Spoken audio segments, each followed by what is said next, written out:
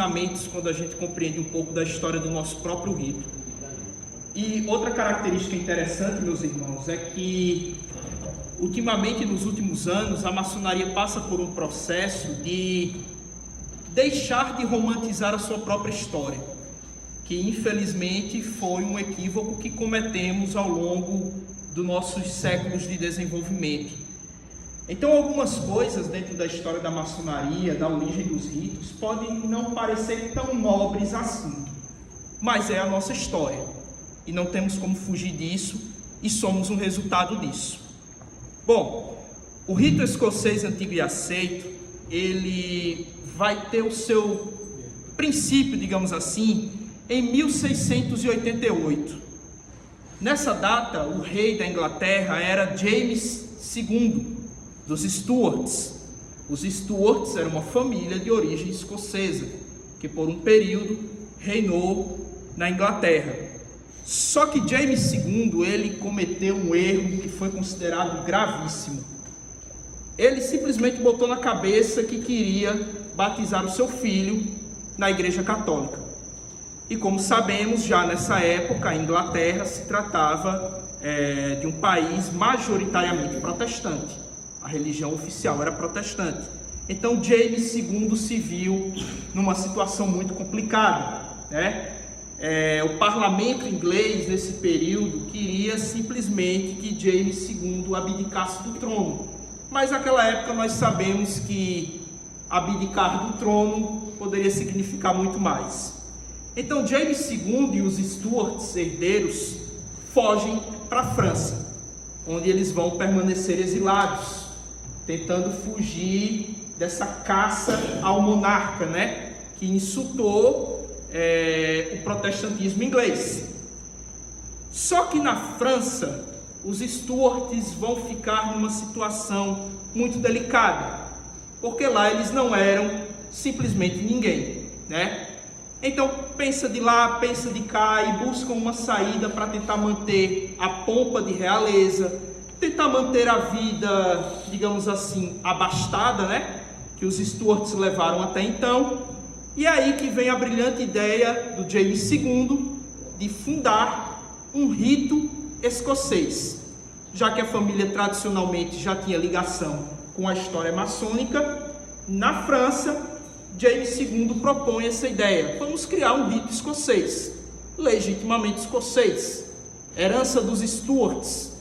Tudo que entra dentro dessa loja escocesa vai direto para a família dos Stuarts.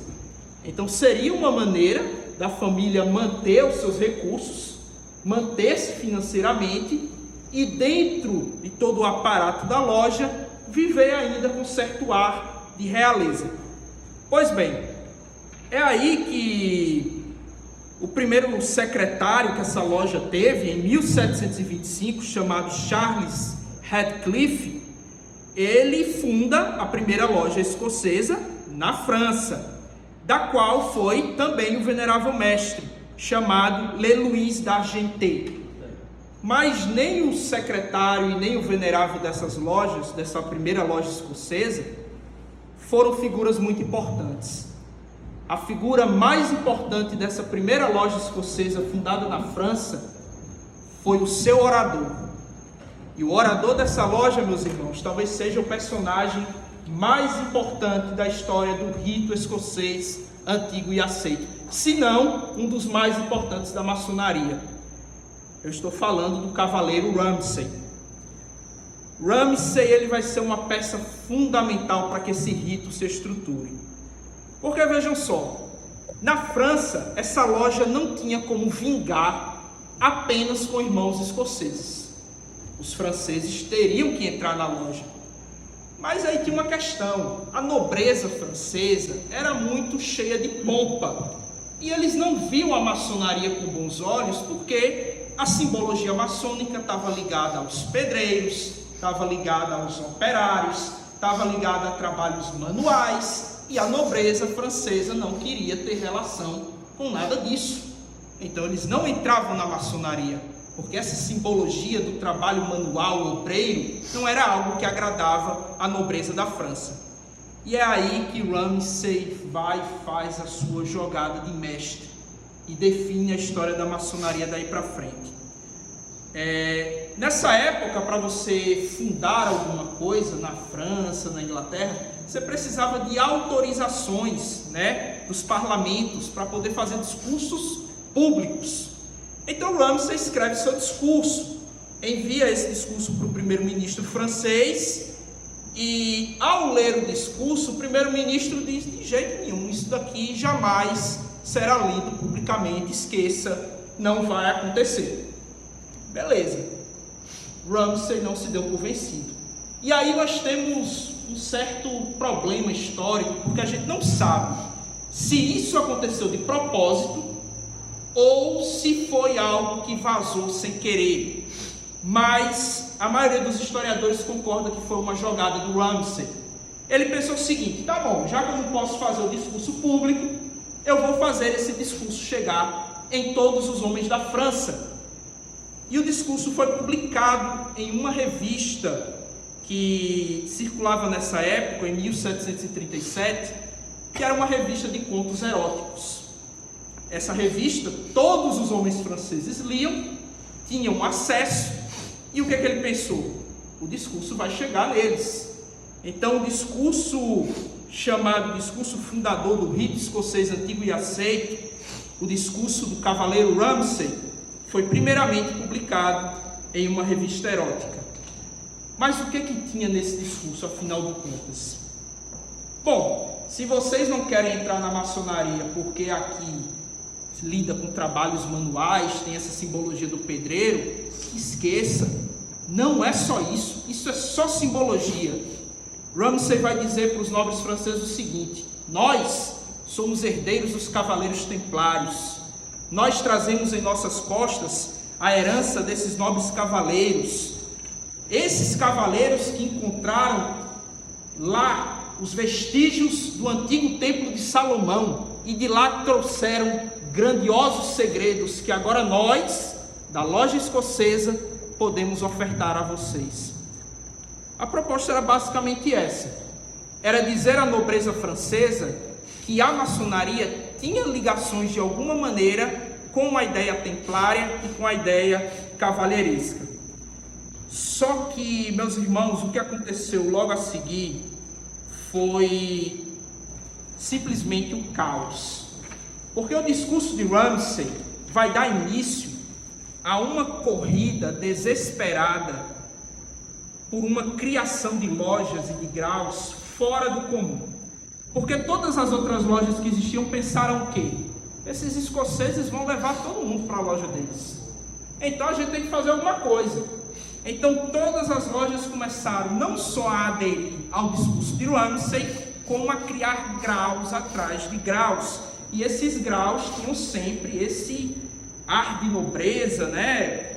A partir de 1737 até 55, começaram a surgir mais de 50 graus superiores dentro da maçonaria.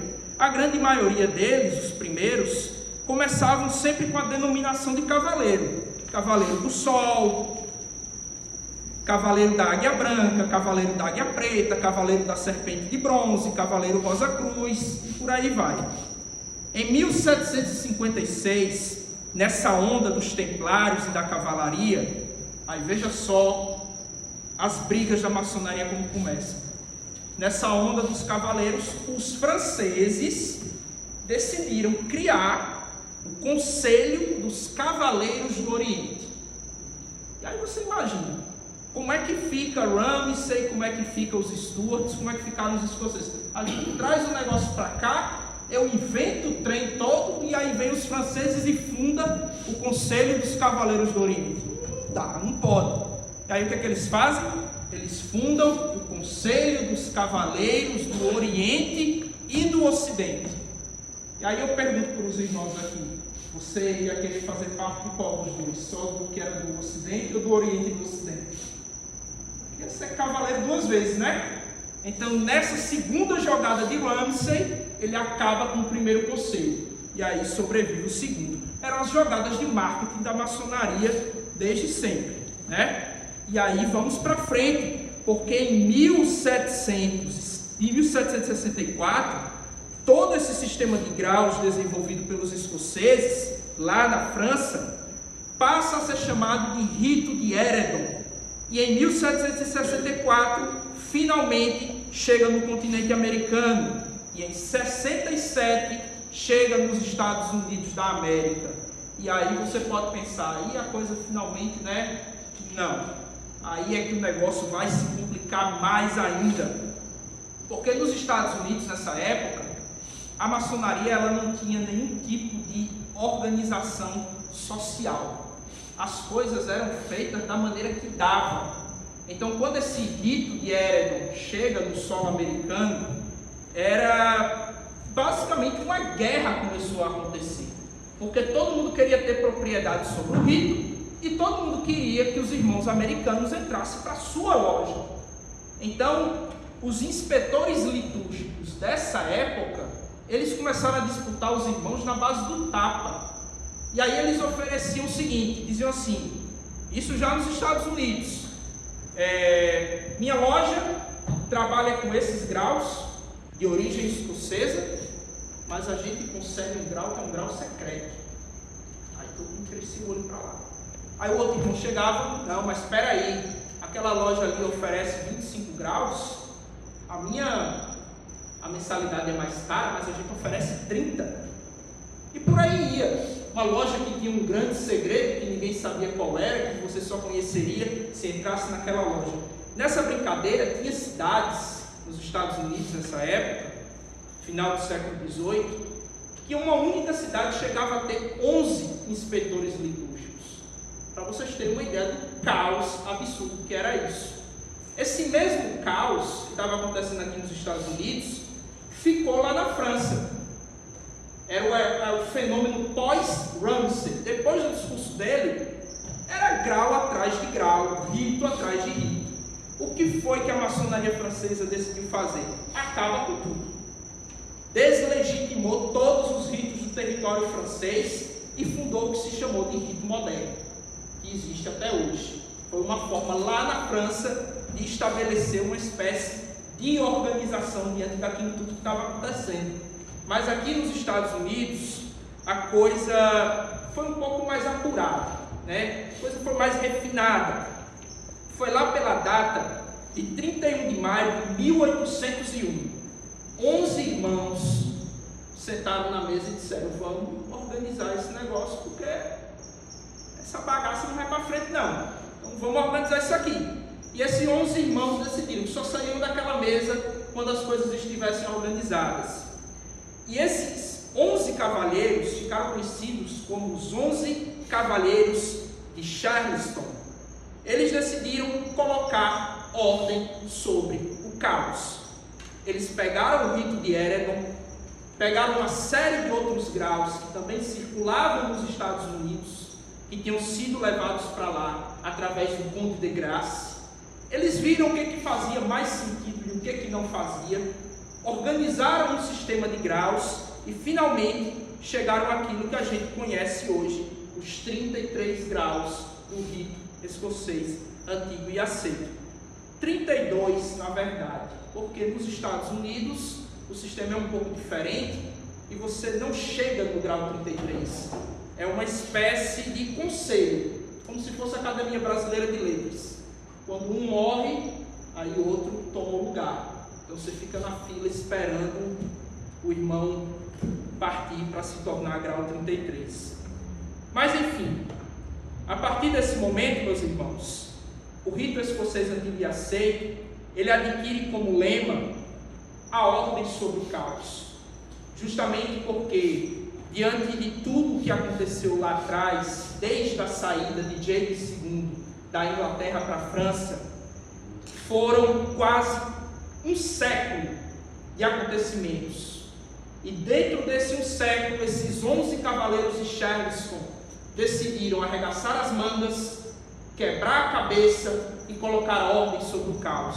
Então, meus irmãos, eu acho que a grande lição disso tudo aqui é que a maçonaria é feita disso. Em momentos, cavaleiros precisam arregaçar as mangas e se dispor, colocar a cara a tapa e estabelecer novamente a ordem sobre as coisas. Isso aconteceu no princípio, isso aconteceu há um século, isso acontece hoje e vai acontecer muitas outras vezes. O importante é que sempre tenhamos cavalheiros dispostos a essa função e a esse sacrifício.